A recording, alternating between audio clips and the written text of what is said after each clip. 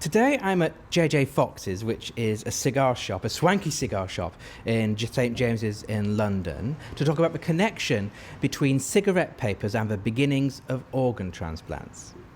And that's because at the turn of the 20th century, the surgeon Alexis Carrel worked out how to connect blood vessels to one another by practicing on cigarette papers.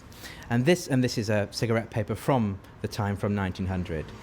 And his practicing on these kinds of things would mean that in the future, surgeons could work on organs and sew them into new bodies.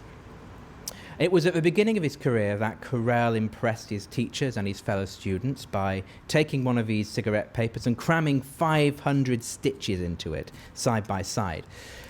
There was a reason he was so good, and that's because his family owned some of Lyon's textile factories, and he'd had lessons as well from the famous Marianne Leroudier as she approached the end of her career. And she really was one of the best. She'd presented work in exhibitions around the world, she'd won medals in major competitions. She even worked on the opera curtains at the Paris Opera House, and some of her pieces are owned by the Vatican.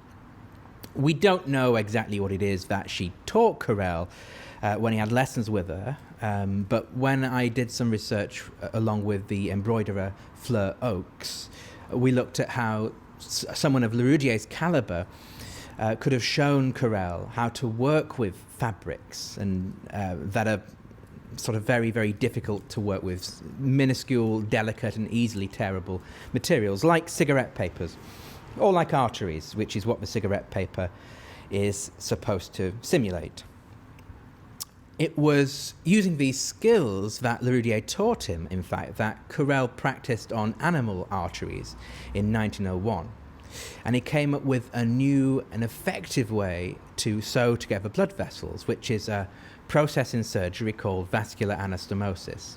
And it's a technique still used today for all kinds of surgery on blood vessels, from bypasses to treating stab wounds.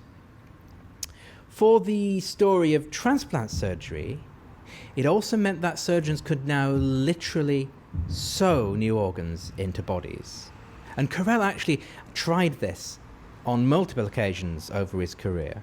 He even used the technique to swap the legs of a black dog with those of a white dog, which was actually a recreation of a myth, the myth of Saints Cosmas and Damian, and they're famous for a legend where they replaced the cancerous leg of a white clergyman with that of a dead black gladiator.